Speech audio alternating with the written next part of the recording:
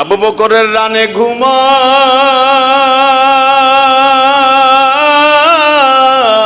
পৃথিবীর শ্রেষ্ঠ মহানায়ক। আবু বকরের পায়ের উপরে একটা নাই দুইটাই নাই 21 বার সাপে দংশন করে। সাপের দংশনের হাত থেকে বিশ্ব নবীরে বাঁচাবার জন্য সমস্ত শরীরটা নির্বন্নের হয়ে যায়। আবু বকরের শরীরের সমস্ত রক্তগুলো বাবা বিষাক্ত হয়ে যায়। মুসল্লি ভাইরা সবই আপনারা জানেন ভালোবাসার বহিঃপ্রকাশ কাকে কয়। সমস্ত বডিটা রক্তগুলা নির্বন্নের হয়ে গেছে।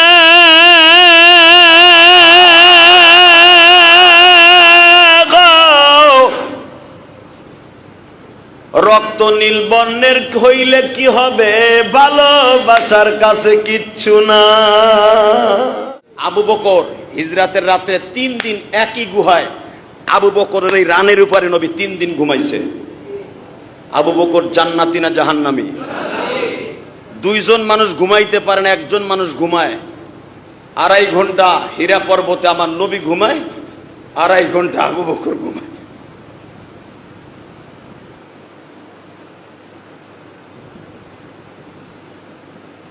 পৃথিবীর শ্রেষ্ঠ নায়ক আবু বকরের রানে ঘুমায়। পৃথিবীর শ্রেষ্ঠ নায়ক ঘুমানোর কারণে রিল্যাক্সে ঘুমাচ্ছে।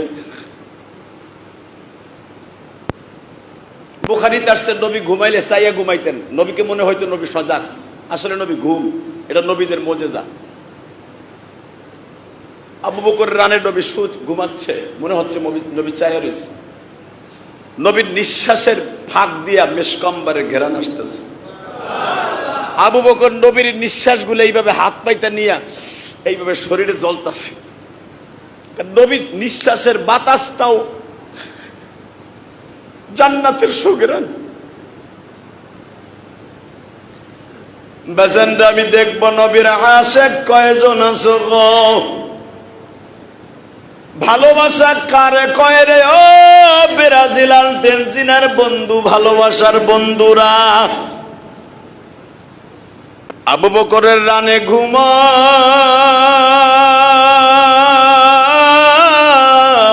পৃথিবীর শ্রেষ্ঠ মহানায়ক।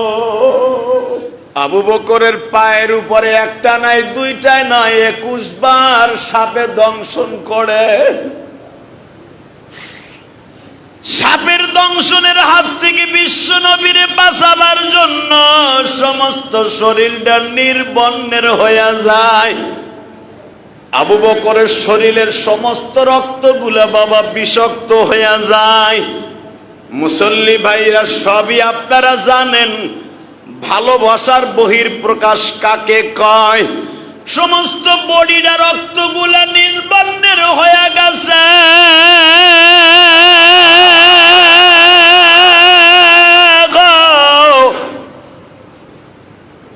রক্ত নীল বর্ণের হইলে কি হবে? ভালোবাসার কাছে কিচ্ছু না। একটা মেয়ে একটা ছেলেরে বলছে রাত 2:30টার সময় আপনার কলিজার টুকরা প্রাণ প্রিয়তমা বিবি বলছে আমার একটু 7 খাইতে মন চাইছে, খাওয়াইবা?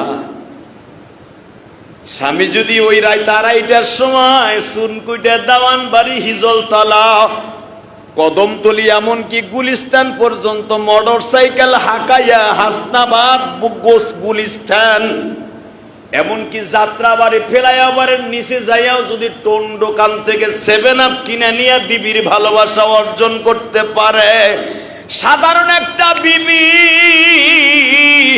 যেই বিবি তোমার জান্নাতের গ্যারান্টি না, হালাকে এমন একজনকে বাঁচাইতে যাইয়া সাপের হাত থেকে বাঁচাইতে যাইয়া জীবন দিলেও জান্নাতের গ্যারান্টি। আবু বকর জানিয়া শুনিয়া পুরা বডিটা বাবা নীল বর্ণের। বুখারীর হাদিসে আসছে হুব্বুন নবীর ভিতরে ইমাম বুখারী ইসমাইল বুখারী বলেন সমস্ত রক্তগুলা দূষিত হয়ে গেছে, আবু বকরের ঠোঁটটা ছিলেন গোলাপের পাপড়ির মতো বাবা, চোখের পাপড়িগুলা ছিলেন একবারে ফর্সা মিশরীদের মতো। আবু বকরের চুলগুলা ছিলেন বাবা কোকড়া কোকড়া, ওই কোকড়া চুলগুলা বিষের কারণে খাড়া হয়ে গেছে, তবু একটু লড়াচড়া করে না। পৃথিবীর জান্নাতি সভাপতি হিরো আমার রানে বালিশ বানায় ঘুমাইছে, আমি লড়াচড়া করলে আমার জান্নাতি মহাপুরুষ কষ্ট পাইব। কিন্তু আমার আল্লাহর খেলা বোঝার কেউ নাই রে বাজার।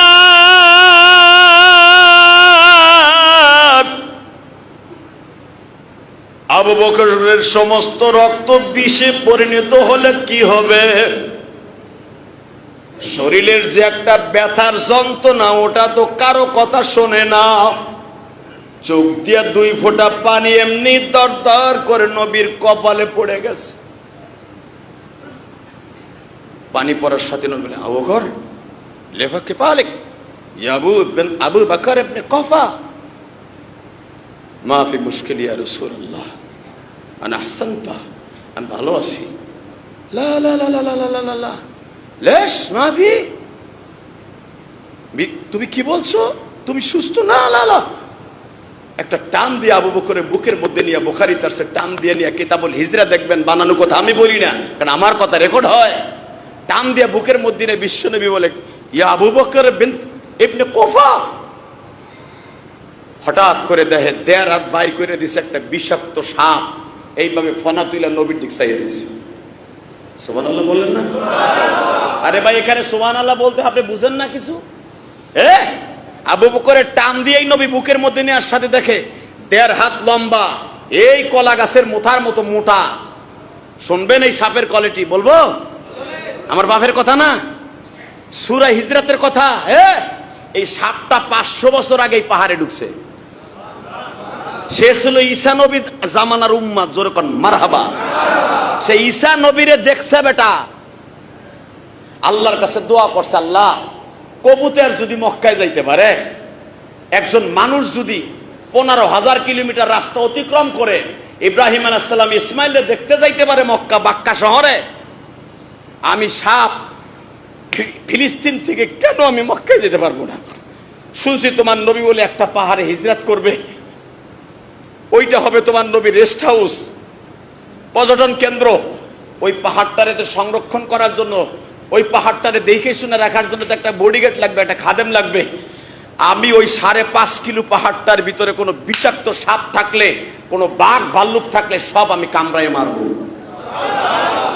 আল্লাহ এই জন্য আমার এই আমান থেকে, ঈসা নবীর জায়গা থেকে আমার বাক্কা শহরে নিয়ে যাও। তখন মক্কার নাম মক্কা না, মক্কার নাম বাক্কা। কি নাম?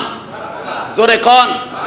কোরআন শরীফের এই আয়াতটা দেখবেন কাবার দরজার উপরে সোজা কাবার গিলাবে লেখা আছে। আমি আয়াতটা পড়ছি, আপনি শোনেন। ইন্না আউয়ালা বাইতিন উযিয়া লিন-নাস লাল্লাযী বিবাক্কাতা মুবারাকান ওয়া হুদাল লিল আলামিন।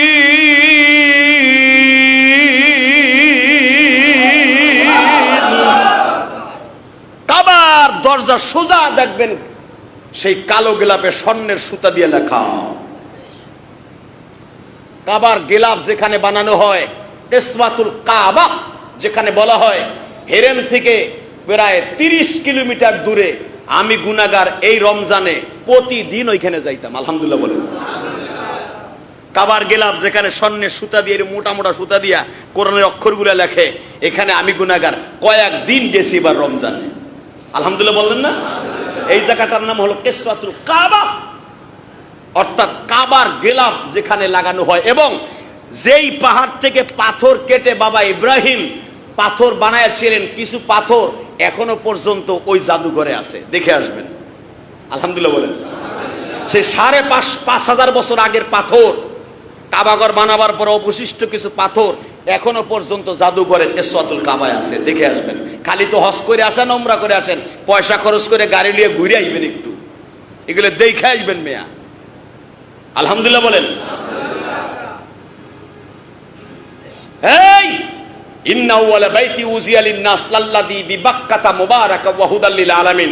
পৃথিবীর সর্বপ্রথম ঘর আমি আল্লাহ বানাইতে বলছি ইব্রাহিম নবীরে, সেটা হলো বাক্কা শহরে অবস্থিত।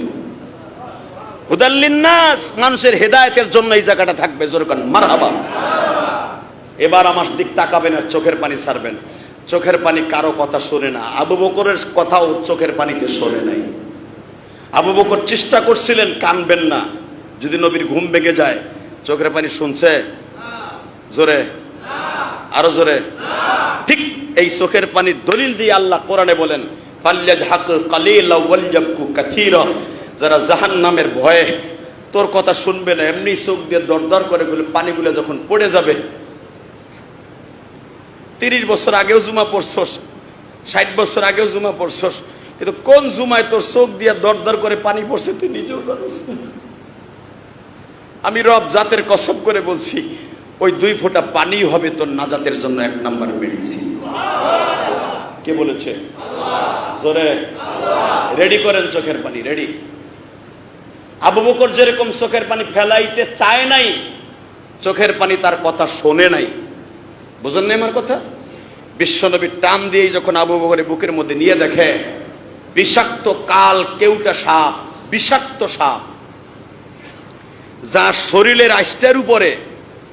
এমনকি আরেকটা কথা বুখারীতে দেখবেন, ফয়জুল বাড়ির মধ্যে বুখারীর সরা, এই সাপটা 500 বছরের ভিতরে কোনোদিন সুলুম পাল্টায় নাই। খোসা পাল্টায় দেখেন না সাপে? প্রত্যেকটা সাপে বছরে একবার খোসা পাল্টায়, 1 বছরে। কিন্তু এই সাপটা 500 বছরের ভিতরে খোসা পাল্টায় নাই। কারণ আল্লাহর কাছে চাইয়ে নিয়ে আসছে, আল্লাহ আমার পাহাড় পর্বতে বাইতে আমার চামড়াটা মোটা লাগবো গুল সাপের মতো। নবী কখন আসবে, কোন সময় আসবে আমি তো জানি না। কত নবী আসবে, কত ওলি আসবে, এই পাহাড়ে উঠবে, গরু ছাগল উঠবে। অতএব আমার খোসাটা, আমার কাপড়টা এত শক্তিশালী দিবা যেন আমি মিনিটের ভিতরে মাইল পার হয়ে যেতে পারি। আরো জোরে, আরো জোরে। একটা পাজারো গাড়ি যদি 1 মিনিটে 1 কিলো যেতে পারে, আল্লাহর কুদরতে একটা সাপ কি 1 কিলো যেতে পারে না মিয়া? ওর গাও এই জন্য কখনো নরম করে নাই, শক্তিশালী, গুলসাবের মতো শক্তিশালী ছিল। বাজান এই সাপটা যখন দেখে একবারে কালো শরীরের মধ্যে হিদলাব উঠে গেছে, এইভাবে মুখটা বের করে দিয়া, জিহ্বাটা বের করে দিয়ে, নবী তো সাপের ভাষা বুঝে বাবা, সাপের নিঃশ্বাস দিয়া ফসফস করে বলতেছে, আমার দয়ার নবী আমার বাড়িতে আইছে, আমার দয়ার নবী বাড়িতে আইছে, দেখলে তোরা পাগল হবি এই না জমিনে। বলেন না, দেখলে তোরা পাগল হবি এই না জমিনে, আমার দয়ার নবী আমার বাড়িতে আইছে। যেই গর্তটারে আমি আর পোকা মাকড়সায়, কবুতরে যেই ঘরটারে সংরক্ষণ বেরক্ষণ করে রাখছি, আমার নবী আমার ঘরে ঢুকছে। নবীর নিঃশ্বাসের আওয়াজগুলা সাপের আওয়াজ কিন্তু নিঃশ্বাসের দ্বারা হয় বাবা। ফসফস আওয়াজ দিয়ে বুঝাইতেছে, নবী গো আমি আপনারে আবু বকরের চাইতে কম ভালোবাসি না। নবী আপনি বলবেন কেন আমার আবু বকরের দংশন করলি? আপনি বলবেন তোর কত বড় সাহস, আমার রফিকিল আলা, রফিক মানে বন্ধু। কোরআনে আল্লাহ যেই রফিক শব্দ ব্যবহার করছে আবু বকরকে, আমার রফিককে কেন দংশন করলি? নবী আপনি বলবেন আমি জানি আমার বিষ আমি তুইলা নিব, কিন্তু আমার অন্তরের ভিতরে যে ব্যথার বিষ রোপণ করা আছে ওইটা আপনি কি দূর করে দিবেন গো নবী? নবী বলে আমার আবু বকরের ব্যথার বিষ আগে দূর কর, তারপরে তোর সাথে কথা। আল্লাহু আকবার জোরে বলেন। সাপটা বলে নবীজি যেই দাঁত দিয়া 19টা কামড় দিয়া বিষ ঢেলেছি, লাস্টের কামড়টা আবু বকরের বুড়া আঙ্গুল চাবায়া গালের মধ্যে নিয়ে গেছি। কেন নিছি নবী জানেন? 500 বছর ধরে রেস্ট হাউসে খায়া না খায়া অপেক্ষা করি আমার ইতিম নবী কবে আমার এই ঘরে আসবে। এই যে এই রেস্ট হাউসের ভিতরে দেখতেছেন 80 থেকে 82টা ছিদ্র, এরা কোনো ইন্দুরে বান্দরে বাঘ ভাল্লুকে করে নাই, আমি করছি। কারণ প্রত্যেকটা গর্তের ভিতর দিয়া এক গর্তের থেকে আর এক গর্ত দিয়া মাথা বের করলে আপনারে দেখতে পাবো। এই পজিশনে আমি গর্তগুলো করছি। ইন্দুরের গর্ত দেখবেন এখান দিয়ে শুরু করে প্রায় 10 হাত দূরে যায় আর এক জায়গা দিয়ে করে, কারণ এখান দিয়ে মালিক মারতে আসলে আর এক দরজা দিয়ে পালায় যাব। ওই সাপটা বলে নবী গো, আমি একটা না দুইটা না 80টা গর্ত করছি, এখান দিয়ে না দেখতে পারলে আর এক দিয়ে দেখবো। কিন্তু আপনার বন্ধু আবু বকর প্রত্যেকটা গর্ত তার নিজের জামা সিরিয়া সিরিয়া বন্ধ করছে। যেই গর্তে পাও দিয়ে আজকে আপনার রান রে বালিশ বানায়া শোয়াইছে। হুজুর আমি ভাবছিলাম এই গর্তটা দিয়ে আপনার একটু দেখবো। ওই গর্তটাও যখন পাও দিয়ে আটকা রাখছে তখন আমি ভাবছি তোর মতো দুশ্মন আর কেউ নাই। আমি আবু বকরের বিদ্যাঙ্গুলকে গালের মধ্যে নিয়ে চালাইছি। নবী আবু বকরের বিষকে আমি উঠাই নিছি আল্লাহর হুকুমে। কিন্তু বাকি বিষ পানি করার জন্য আপনার জিহ্বার একটু লালা লাগায় দেন গো নবী। আপনার লালা লাগাইতে দেরি আছে, আমার আপনার আবু বকর আগের মতো হইতে দেরি হবে না।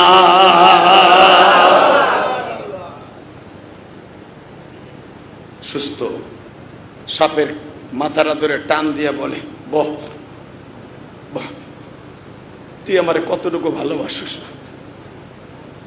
নবী আমারে না জিগাইয়া ওই মালিক রে জিগান আপনারে কত ভালোবাসি।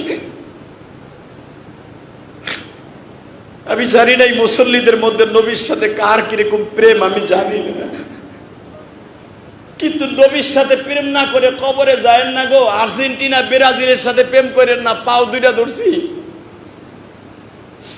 নবী এই জামানায় বাইসে থাকলে মসজিদে নববীর খুতবায় বসে বলতেন, আর্জেন্টিনা ব্রাজিলের সাপোর্ট করিস না, এর আমি নবীর দুশমন, আমার উম্মতের দুশমন।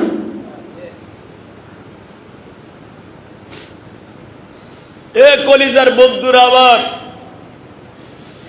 কোন আলেম কেন এই দুইটা দেশকে সাপোর্ট করে না? আমি একা না, পৃথিবীর কোন আলেম এদেরকে সাপোর্ট করে না। কারণ এরা কোরআনের দুশমন, মুসলমানের দুশমন। এদের ফিফার 95% টাকা কুত্তা, পৃথিবীর শ্রেষ্ঠ গাদ্দার ইহুদি নাসারা, সেই ইসরায়েলের কাছে যায়। আর ইসরায়েল এই টাকা দিয়া বুদ্দুক বানাইয়া গুলি বানাইয়া তোর ফিলিস্তিনি মুসলমানদের মারে।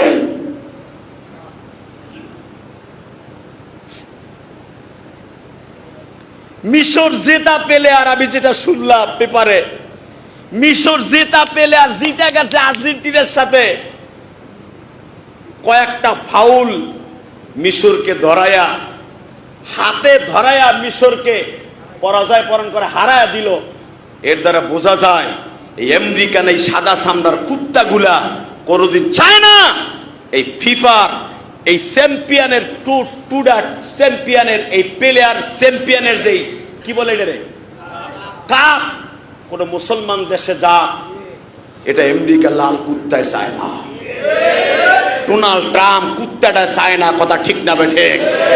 ভালো করে বুঝবেন মুসলমানের পোলা, ভালো করে বুঝবেন। যদি ওরাই কাপ মুসলমানদের দিতে না চায়, ওরা তোমারে জান্নাত দিবে তাই ভাবো? কোন দলের সাপোর্ট করে তুমি ভালো করে বুঝো। আসো দিকে। সাপে বলতেছে তার ভালোবাসার বহিঃপ্রকাশ। বিশ্বনবী 500 বছর আগের থেকে খাইয়া না খাইয়া এই গর্তের মধ্যে পড়ে আছে, শুধু এক নজর আপনারে দেখেন লেগে। এবার আমার দিকে তাকাবেন। 80টা কাপড় সেরাট নেকড়া নবী টাইনা টাইনা বের করে বলে, তুই কোন গর্ত দিয়ে ঢুকতো? বাজান রে, 80টা গর্তের ভিতর দিয়ে যেদিকেই তাকায় প্রত্যেকটা গর্তের ছিদ্র দিয়ে নবীরে দেখা যায়। আরো জোরে, আরো জোরে। নবী সাপের জিজ্ঞেস করে, কিতাবুল হিজরা বুখারীতে দেখবেন, বাজানের বানানো কথা না। আল্লামা আজিজুল হক বাংলায় লেখছে, আপনি ঘরে বইয়াও ইন্টারনেটে দেখতে পারবেন কিতাবুল হিজরা। সাপকে নবী জিজ্ঞেস করে, বল এতগুলা গর্ত করছস কেন? নবী যদি একদিকে গর্ত করতাম, সামনের দিকে করলে তো আর আপনারা পিছনের দিকে দেখতে পারতাম না, কারণ জায়গা হলো ছোট। যেই জায়গায় আপনারা একজন বসতে পারে, হীরা পর্বতে যারা উঠছেন তারা জানেন, জাবালে সুরে যারা উঠছেন তারা জানেন, একজন মানুষ কোন রকম ভাবে বসতে পারে বাবা। দুইজন মানুষ বসলে একজন বসতে হইতো আর একজন খাড়ায় থাকতো। এই ছোট্ট জায়গার মধ্যে নবী আপনি ঘুরতেও পারবেন না, লড়তেও পারবেন না, অর্থাৎ আমি সাপের ঘুরে ঘুরে আপনারে দেখতে হইব। এই জন্য ছোট্ট পরিসরে ছোট্ট জায়গার মধ্যে 80টা গর্ত করছি। আমি আমার নবীর 80টা ছিদ্র দিয়ে পরাণ বইরা দেখব। কেন দেখবি? কারণ আল্লাহর কোরআনে ঈসা নবীর কাছে নাযিল হয়েছে, মিন বাদ ইসমুহু আহমদ, ও ঈসা তোর পরে একজন নবী আসতেছে, মিন বাদ ইসমুহু আহমদ। ঈসা নবীর ঈসা ধর্মের কিতাব ইনজিল কিতাবে আছে, তোর পরে একজন নবী আসতেছে যার লকব থাকবে মোহরে নবুয়তের, চারপাশে লেখা থাকবে আয়াতটা পড়ব, শরীরে ঝাঁকি দিয়ে আল্লাহু আকবার বলবেন, ঈমানকে তাজা করেন। রেডি? এখন না, এখন না, আমি আয়াত পড়ব।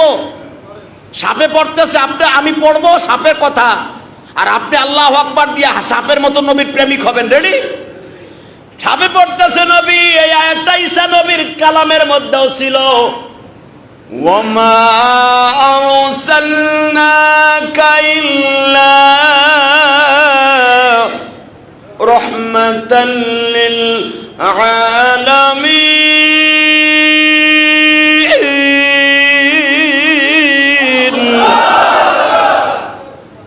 যারা আল্লাহু আকবার বলছেন, আমি ফতোয়া দিয়ে গেলাম, আমি মুফতি, ইমানের শক্তি মৃত্যুর আগ পর্যন্ত কমবে না। শরীরের শক্তি কমবে, লাঠি বর দিয়ে চলবেন। ইসলামের বিরুদ্ধে কথা শুনলে ঝাঁপাই আপনি পড়বেন, এটার নাম ইমানি শক্তি। যারা নবীর কথা শুনে আল্লাহু আকবার বলবে, কোরআন তেলাওয়াত শুনে আল্লাহু আকবার বলবে, ওদের শক্তি, ওদের মর্দমী শক্তি মৃত্যুর আগ পর্যন্ত এই শরীর থেকে বিদায় নিবে না। আমি আবার বলছি, সাপে আবার বলতেছে, কুল ইন্নী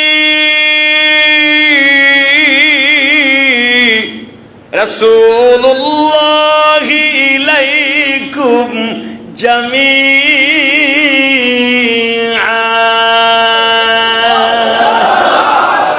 সাপটা লেজ লড়ায়, মাথা লড়ায় আর নিঃশ্বাস দিয়ে কোরআনের আয়াত পড়ে।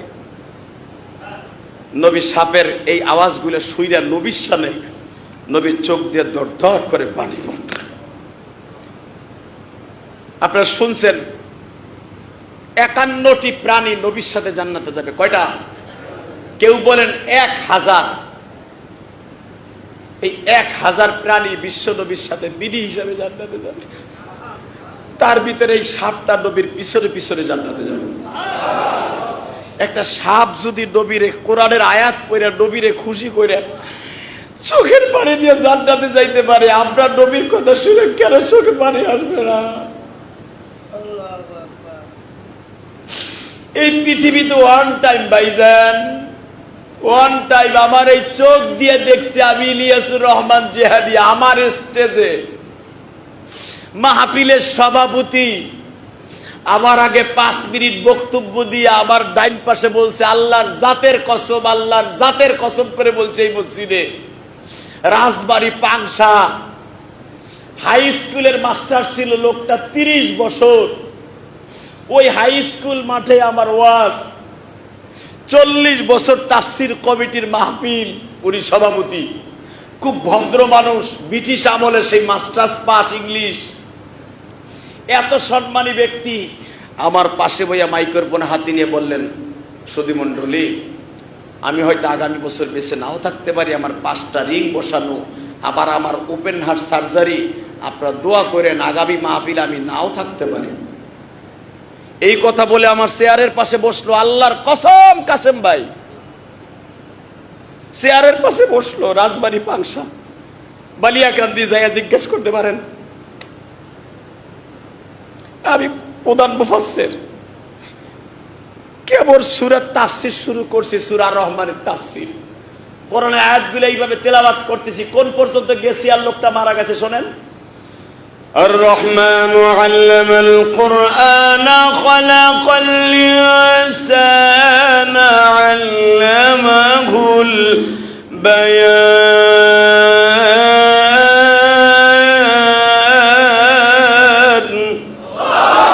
এই যে পরের আয়াতটি الشمس والقمر بحسبان والنجم والشجر يسجدان।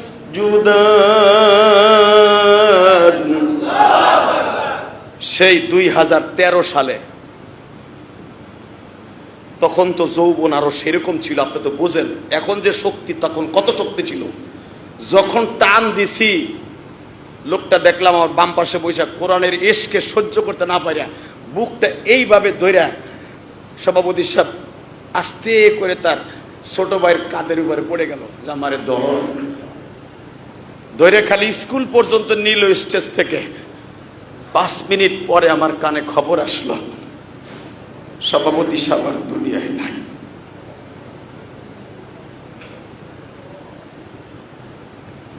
তিন ঘন্টা বয়ান করলাম, পুরো 3 ঘন্টা স্টেজ শুধু কান্না আর কান্না। 3 ঘন্টার ভিতরে তার জানাজা কমপ্লিট হয়ে গেল। আমি ইলিয়াসুর রহমান জিহাদি ওই জানাজা করে তারপরে ঢাকায় আসছি। কোথায় হাসছ, কোথায় চলছ, বাইজাল যাইবা ভাগিয়া, আজরাইল আছে তোমার পিছে দাঁড়াইয়া। বলেন না, আজরাইল আছে তোমার পিছে দাঁড়াইয়া, কে বা হবে সঙ্গে তোমার কাফনে। আবার কে বা হবে সঙ্গে তোমার মরণে, কে বা হবে সঙ্গে তোমার কবরে, কে বা হবে সঙ্গে তোমার পশুরাতে, কে বা হবে সঙ্গে তোমার পশুরা। বাজান মাত্র আর 1 মিনিট কথা বলবো, দেখেন 1 ফোঁটা চোখের পানি আসে কিনা। যদি কারো অন্তরে বিশ্ব নবীর ভালোবাসা, আল্লাহর ভালোবাসা থাকে, কেউ আপনার সঙ্গে হোক বা না হোক, কিন্তু একজন আপনার সাইরা কোনোদিনও যাবে না। ছেলেরে পাবেন না, মেয়েরে পাবেন না। প্রাণীর বিবির জন্য মানুষকে মার্ডার করছেন, অমকরে মারিয়া দিয়ে 1 লাখ টাকা পাবি। ছেলে মেয়েরে আরামে রাখার জন্য 1 লাখ টাকার জন্য একটা লোকরে খুন করলেন। একটা লোকের পকেটের মধ্যে ইয়াবা দিয়া পুলিশে ধরায় দিলেন। একটা লোকরে পিটাইয়া নেতার কথা শুইনা লুলা বানায় দিলেন গো। নেতা আজকে আপনার সাথে আছে, টাকা আজকে আপনার সাথে আছে, ছেলে মেয়ের শক্তি আজকে আপনার সাথে আছে, বিএনপির শক্তি আপনার সাথে আছে, আওয়ামী লীগের শক্তি আপনার সাথে আছে। আমার নবী বলে, কে বা হবে সঙ্গে তোমার মিজানে, কে বা হবে সঙ্গে তোমার মরণে। বাজান আমি ইলিয়াসুর রহমান জিহাদি মাত্র 12 বছর বয়সে মা হারাইছি। আমার মা কান্দা কান্দা বলতো, ইলিয়াস রে বাবা,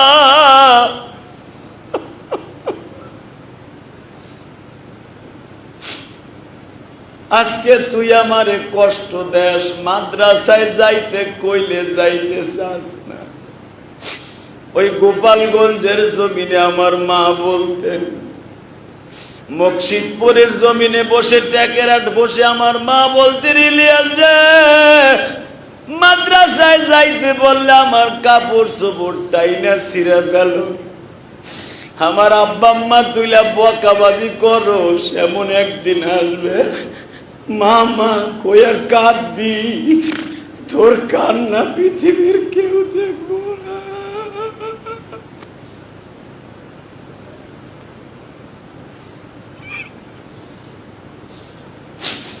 আমি জানি এই মসজিদের মধ্যে কার জানো জনম দুঃখিনী মা নাই গো। আজকে টাকা আছে, পয়সা আছে, দলের ক্ষমতা আছে, কিন্তু জনম দুঃখিনী মা নাই। অনেকের মা আছে, জনম দুঃখ মেয়া বাবা আজকে দুনিয়ায় নাই গো। যেই বাবা রক্ত পানি করা বাড়িতে আমি বসবাস করি গো, যেই বাবার হাত ধরে কলেজে যাইতাম, প্রাইমারিতে যাইতাম, একটা ছাতি, এক ছাতির ভিতরে দুইজন বৃষ্টি থেকে বাঁচা যায় না। আমার আব্বা আমার মাথায় ছাতি ধরছে, আমার আব্বার পুরো বডিটা ভিজে গেছিল। আজকে সেই বাবা কবরের মাটিতে বৃষ্টির পানিতে ভেস্তাছে। বাবা আমি জানি না কার বাবা নাই রে বাবা।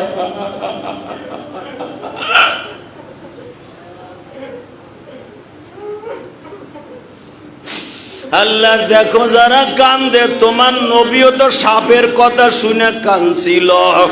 সাপরে তুই আমারে চিনলি, আবু বকর আমারে চিনলা, মক্কার আমার চাচার আমারে চিনল না রে, মক্কার আমার স্বাস্থ্য ভাইরা আমারে চিনল না, যাদের কারণে আমি আজকে পালাইয়া থাইকা মদিনায় চলে যাইতেছি।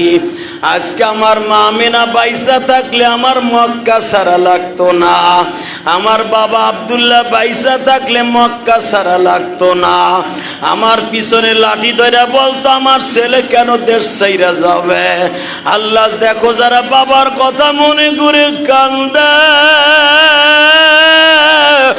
বাবা তুমি কেমন আছো, বাবা তুমি কেমন আছো অন্ধকার ঘরে,